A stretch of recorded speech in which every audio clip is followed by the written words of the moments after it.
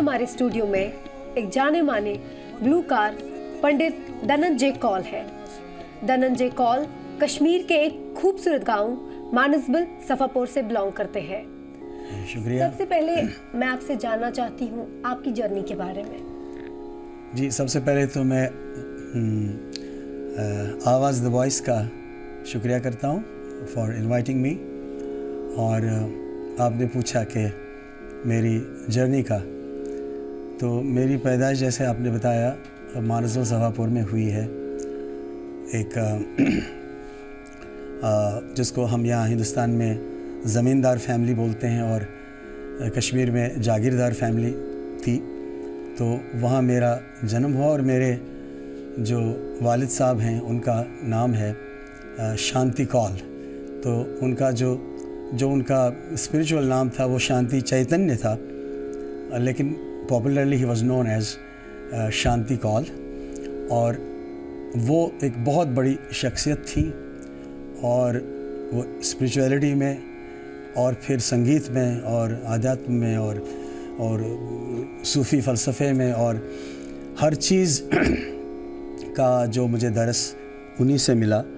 और वो मेरी उस माहौल में मेरी परवरिश हुई जब आप। और मैंने गायकी जो सीखना शुरू किया उनसे करीब 7-8 साल की उम्र में। और उसके बाद वो सफ़र फिर चलता रहा। 1990 के बाद मैं हिंदुस्तान में और हिंदुस्तान से बाहर फिर परफॉर्म करता रहा। तो ये एक लंबी कहानी है, लेकिन मैं शुरुआत मेरी मानसबल सफापुर से हुई क्योंकि वहाँ आर्टिस्टों का आना था और वो माहौल था। और उन्होंने मेरी तरबियत इस तरह से की कि मैंने जो पंजाब अंक की जो गायकी है, पटियाला घराना, शाम चरासी घराना, उस अंक की गायकी मैंने धीरे धीरे जितना मुझसे हो सका वही उन्होंने बताया। और उसके बाद मैंने बहुत उस्तादों से तरबियत ली, गुरुओं से, वो मैं आगे बताऊंगा। और ये मुख्तसरन ये जी। तो जैसे कि आप एक मेडिकल बैकग्राउंड से ताल्लुक़ रखते थे, तो संगीत में कैसे? जी, वो एक टर्निंग पॉइंट था मेरी लाइफ में। मैं उस टाइम में भूल गया पहले कहना कि जब मैं सफापुर में बड़ा हो रहा था मानसबल में, तो मुझे बहुत तरबियत और गाइडेंस मिली। मेरे वालिद साहब के बहुत करीबी थे वो पंडित भजन सोपुरी जी।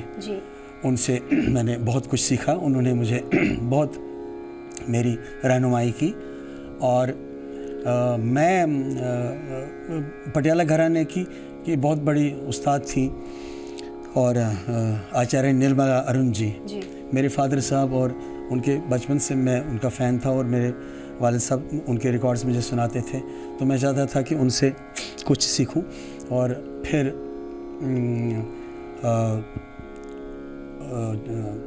पंडित भजन सोपुरी जी रेडियो कश्मीर श्रीनगर में थे, तो वहाँ एक संगीत सम्मेलन हुआ और निर्मला जी को कश्मीर इनवाइट किया गया। वो कश्मीर आई और उसके बाद वो हमारे लिए वो एक मिराकल था। और वो हमारे घर सफापुर आई। उन्होंने कहा मैं 2-3 घंटे के लिए आऊँगी। फिर वो रात को वहीं रही क्योंकि वो बहुत स्पिरिचुअल थी, बहुत ही इबादत करती थी और उनका मन वहाँ लग गया। और उनने बहुत मुझे दुआएं दी और उनने मुझे अपना शागिर्द बनाया।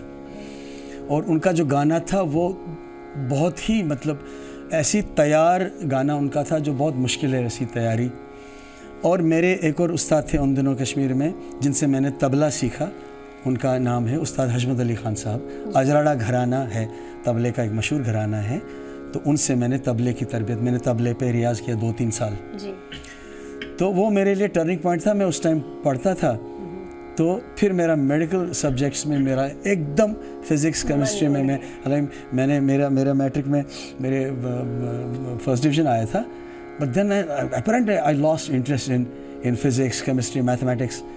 और मैंने बस यही धुन सवार हो गई कि मैंने बस गायक बनना है उन जैसा।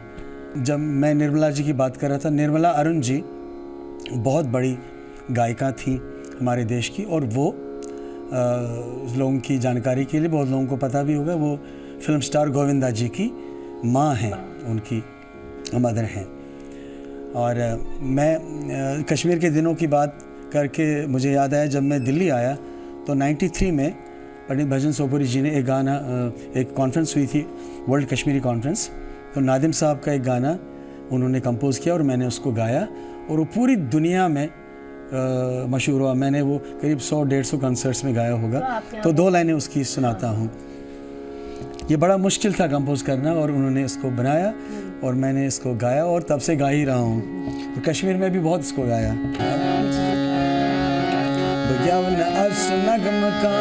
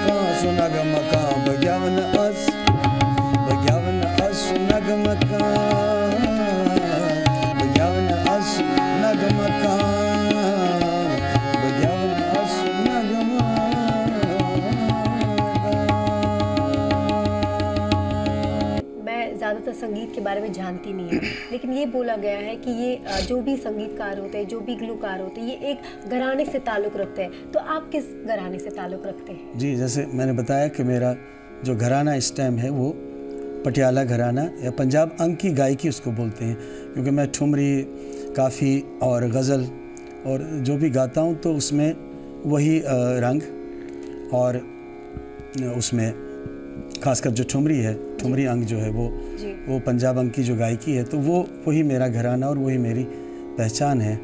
और उसी में, और जैसे मैं भजन गाऊं तो जो सुर लगाने में या सुर में जो सुरों के इस्तेमाल में जो चीज़ें आ जाती हैं वो उस घराने की जो तरबियत है उससे इंस्पायर्ड होती हैं। जितना मुझसे हो सकता है मैं वहाँ, स्टूडेंट्स भी हैं कश्मीर से, मेरे शागिर्द भी हैं वहाँ, और मैं 2021 में तो मैं काफ़ी देर वहाँ रहा और मैंने बहुत परफॉर्म किया। और जहाँ जहाँ मैं जाता हूँ, मैं जितने जो नौजवान हैं उनके साथ मिलता हूँ और बहुत कुछ शेयर करता हूँ उनके साथ। तो मैं उनसे सिर्फ ये कहता हूँ कि जो हमारी हिंदुस्तानी जो मौसीकी है, इसको ये बिना तालीम के और बिना उस्ताद गुरु के पास सीखने से नहीं हो सकता है। कश्मीर में यही एक थोड़ी वहाँ ये कमी है कि वहाँ, क्योंकि जो हमारे बच्चे वहाँ कश्मीर में जो बहुत टैलेंटेड हैं वहाँ यंगस्टर्स, तो हिंदुस्तान में जो संगीत का माहौल है और वहाँ एक अपनी जगह बनाने के लिए तरबियत और रियाजत बहुत ज़रूरी है। बिल्कुल। उसके अलावा कोई रास्ता नहीं है। तो मेरी उनके साथ यही एक, उनकी बहुत टैलेंटेड यंगस्टर्स हैं। अभी मैं काफ़ी लोगों से मिला हूँ, बहुत सुरीले, बहुत अच्छी आवाज़ें, लेकिन आगे चलकर यही रुकावट फिर उनमें पैदा होती है कि कई चीज़ें उनको सीखनी है, ज़बान सीखनी है और सुर, ताल और लय, और फिर रियाज़ करना, और रियाज़ करना चीज़ पे जो गुरु से मिले, जो उस्ताद से मिले, तो फिर तो क्या कहने। जैसे कि आपने बताया कि उन लोगों को ये चीज़ कमी है वहाँ पे कि कुछ उनको वो सीखते नहीं, वो रियाज नहीं करते, उनको चाहिए प्रैक्टिस। कितना इम्पोर्टेंट है इस चीज़ में आपको कोई गाइड होना? जी बहुत, ये तो बहुत ज़रूरी है। जैसे हम क्या कोई स्पेसिफिक कोर्स होता है इसके लिए या कुछ टाइम लगता है इस चीज़ के लिए? नहीं, सबसे पहले तो ये है कि जैसे हम अभी भी सीख रहे हैं और पूरी ज़िंदगी सीखना है। हमारे बड़े बड़े उस्तादों ने कहा कि जो हिंदुस्तानी मौसीकी है, हमारा संगीत इतना अथाह सागर है, इतना ये वसी समंदर है कि ये पूरी ज़िंदगी सीखना ही है। और इसमें जो भी कोई टैलेंटेड है, कोई यंगस्टर है, कोई बच्चा है, उसको पता होना चाहिए कि उसको क्या सीखना है और क्या वो करना चाहता है, और उसी तो वो निकले और ढूंढे।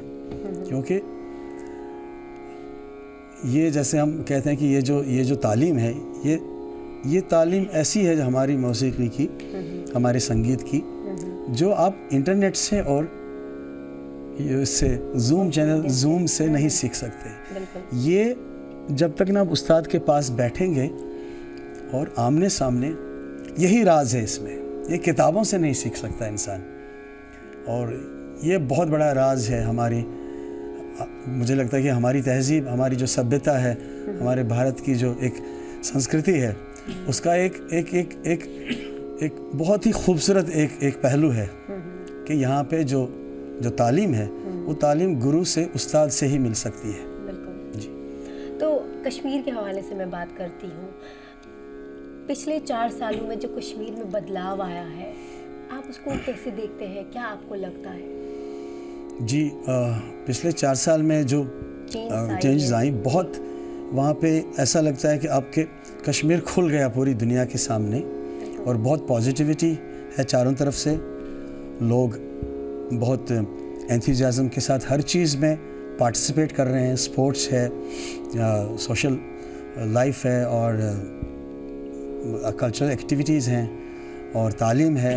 हर एक शोबे में मुझे लगता है एक ऐसी एक गर्म जोशी, एक ऐसा एक वलवला, एक ऐसी एक एक्साइटमेंट, और एक ऐसा एक पॉजिटिव एटमॉस्फेयर क्रिएट हुआ है। और एक जितने भी यंगस्टर्स हमारे यहाँ आते हैं बाहर काम करने के लिए, वो बहुत ऑप्टिमिस्टिक अप्रोच के साथ हर चीज़ फॉलो करते हैं, और हम दुआ भी करते हैं, उम्मीद करते हैं कि ऐसे ही ये चलता रहे, और ऐसे ही खुशहाली और भी अच्छा माहौल रोज़ बरोज़ ऐसा ही बनता रहे। दनन जी, जैसे आप पहले भी कश्मीर जाते थे, अब भी जाते हैं, क्या डिफरेंस आपको लगती है? इन 4 सालों में क्या डिफरेंस आई है? जी, मुझे यही लगता है कि अब जाकर एकदम से लगता है कि हम एक कोई डर, कोई इस तरह का खौफ नहीं है अब, और लोगों के साथ जो हमारा प्यार था, जो हमारा लोगों के साथ राबता था, जो हमारे रिश्ते हैं कश्मीर में, वो और भी उनमें एक नई जान और एक नई एक उमंग उसमें पैदा हुई है। तो ये एकदम से महसूस होता है अब जाकर कि अपने लोग जब मिलते हैं तो बहुत अच्छा लगता है। सूफ़ी संगीत कैसे बदल सकता है हमारे कश्मीर को? ये देखिए, ये एक ऐसी एक चीज़ है कि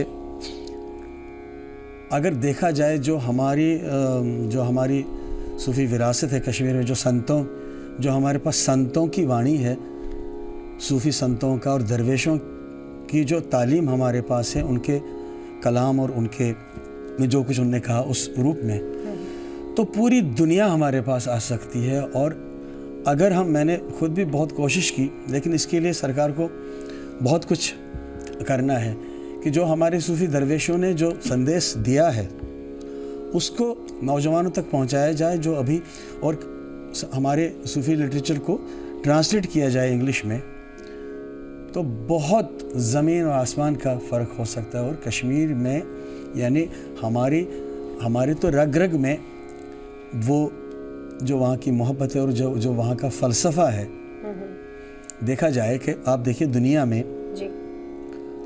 फ़ारस और मिडिल ईस्ट में जो एक स्पिरिचुअल एक लहर थी, वो वहाँ जो वहाँ दरवेश हुए, उन्होंने जो कहा, फिर आप इधर आइए हमारे सराइकिस्तान, मुल्तान, पंजाब, हमारा जो बड़ा पंजाब था, इसमें दरवेशों ने जो कहा, और फिर कश्मीर।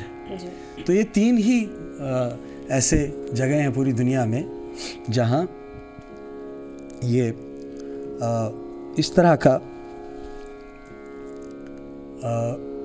इतना बड़ा हमारे पास उस फ़लसफ़े का, उस प्यार और मोहब्बत का, और उस परमात्मा और अल्लाह की मोहब्बत का जो पैगाम हमारे दरवेशों ने दिया है, हमारे संतों ने दिया है, माता लल्लेश्वरी से लेकर शेख नूरुद्दीन वली से लेकर कृष्ण जो राजदान और आहत जरगर साहब तक जी सब ने प्यार मोहब्बत और रवादारी और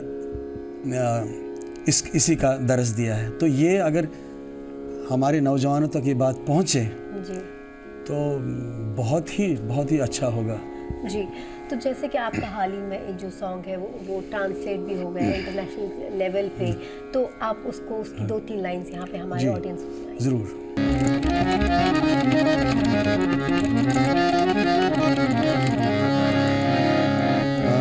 ये वो गाना उसके बारे में बोलने से पहले मैं मेरे साथ जो तबले पे आज मेरे साथ हैं यहाँ पे दिल्ली घराने की उस्ताद राशिद ज़फ़र साहब जी, और हम पिछले 20 साल से साथ में हैं जी, शुक्रिया। तो ये जो गाना है ये बिलावल एक राग है जो पूरी दुनिया में गाया बजाया जाता है, उसमें मैंने इसको कंपोज किया। और ये बिलावल शुद्ध स्वर होते हैं। शुद्ध स्वर जो हमारा कश्मीर का संगीत है, हमारे कश्मीर के गाने की बुनियाद है शुद्ध स्वर जी, जो हिमालय में कहीं और नहीं है हमारा जो। तो इसको हम बिलावल थाट बोलते हैं और ये इंटरनेशनल स्केल है, इसको नेशनल स्केल भी बोलते हैं। इसलिए ये गाना मैंने जब गाया तो ये अमेरिका में, यूरोप में, हर जगह ये बहुत मकबूल हुआ। आज जरगर साहब का कलाम है। नछुम तन नछुम तन न जिस्म जान नछुम तन न जिस्म जान बकत बस की नकद ठिकान न छुस बेरों गरे गा मा पा गा मा रे सा नि सा रे नि सा दा मा नि सा पा मा गा रे गा मा पा गा मा रे नि न छुस बेरों न छुस दरखा बकत बस की नकद ठिकान न छुम तन न जिस्म जान बकत बस की नकद ठिकान।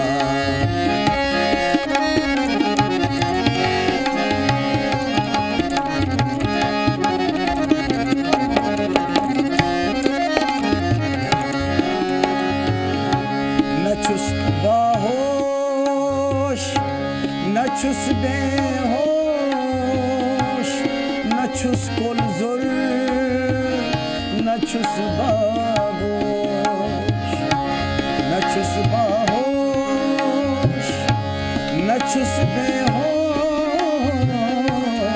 न छुस कुल जुल न छुस बागोश न छुस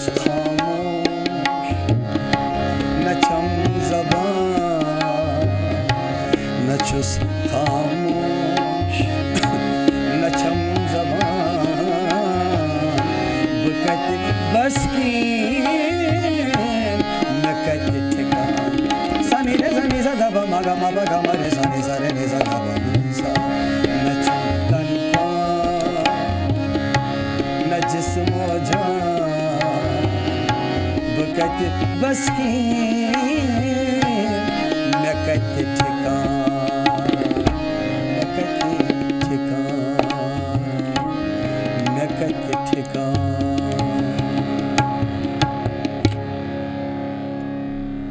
बहुत खूबसूरत है ये। मैं आपको ये बता दूं कि जो आपके सॉन्ग्स हैं ये कहीं ना कहीं कश्मीर से रिलेटेड है, कश्मीर के बारे में। तो क्या यादें रही हैं आपकी कश्मीर से? जी, कश्मीर से मेरी बहुत यादें हैं। तो मैं यही दुआ करता हूँ कि मैं दोबारा वहाँ रहूँ और वही करूँ। मैं छोटे छोटे किटन्स पालना चाहता हूँ। हमारे पास गाय बैल लाइव स्टॉक था। वो बगीचे, बहुत बड़ा हमारा ऑर्चर्ड था जिसमें घर था। और मैं चाहता हूँ मैं उसी माहौल में दोबारा रहूँ और वहाँ दोबारा रियाज़ करूँ और फिर उन्हीं दोस्तों के साथ खेलूँ और मानसबल झील में रोज़ स्विमिंग करूं। तो वो जैसे मतलब वो तो हमारे वो झील का जो वो उसकी यादें और वो सब, उस गांव की वो खूबसूरती मेरे खून में ही दौड़ती है। तो बस यही मैं कुल मिलाकर मैं यही कहना चाहता हूँ। तो आने वाले जो नौजवान है फ्यूचर में, उनके लिए आपका क्या मैसेज रहेगा? क्या कौन सी ऐसी स्पेसिफिक चीज़ है जो उनको दिमाग में रखनी चाहिए इस फील्ड में आने के लिए? बस वही एक चीज़ जो मैंने पहले बताई कि जो एक तो ज़बान सीखना बहुत ज़रूरी है। हिंदुस्तान में हिंदी और उर्दू दोनों सिस्टर लैंग्वेजेस हैं, तो और ये हिंदी उर्दू सीखना बहुत ज़रूरी है। और जो गायकी में जो आगे बढ़ना चाहते हैं उसके लिए उस्ताद, उसमें कोई कॉम्प्रोमाइज़ नहीं कि कोई कहता है। हमारे कई बच्चे हैं यहाँ, जो हमारी कम्युनिटी यहाँ दिल्ली और एनसीआर और जम्मू में जब बच्चे मिलते हैं, मैं किसी भी रियलिटी शो में जाता हूँ तो मैं उनको कहता हूँ, तो वो कहते हैं जी वो सीखता है ना वहाँ हमारे वहीं उसी हमारी एरिया में एक टीचर है। तो ये ऐसे नहीं होता है कि कोई भी किसी भी टीचर के पास आप जाएं, आपने जाना है ऐसा उस्ताद ढूंढना है कि जिसके पास तालीम हो। अभी किसी बड़े उस्ताद ने अभी कहा, मैं उनका नाम इस टाइम नहीं लूँगा, उन्होंने कहा कि उनसे किसी ने पूछा कि उस्ताद कैसा होना चाहिए, उन्होंने बोला कि उस्ताद होना चाहिए शरीफ और अच्छे इखलाक वाला और जिसके पास इल्म हो। बिल्कुल, ये 3 चीज़ें पहचान है उस्ताद की। बिल्कुल। ऐसा आप ढूंढें, अगर आप में ढूंढने की नज़र है, या तो किसी की मदद लें कि भाई कौन है जिसके पास इल्म है, जहाँ से मुझे इल्म मिलेगा। क्योंकि मैंने कहा कि जो संगीत है हमारा, ये बिना गुरु के, जब तक ना आपके पास वो मंत्र हो जिस पे आप रियाज करें, रियाज गानों पे नहीं किया जाता। मैंने 10 गाने आज गाए हो गए, रियाज किया जाता है, वो कोई मंत्र होता है जी, उस पर रियाज किया जाता है। वो कोई राज की बात होती, कोई राज के स्वर होते हैं जी, उस पे। तो ये बहुत शुक्रिया आवाज़ द वॉइस को अपना वक्त देने के लिए। बहुत बहुत शुक्रिया आवाज़ द वॉइस का भी और आपका भी। Thank you so much. Thank you so much.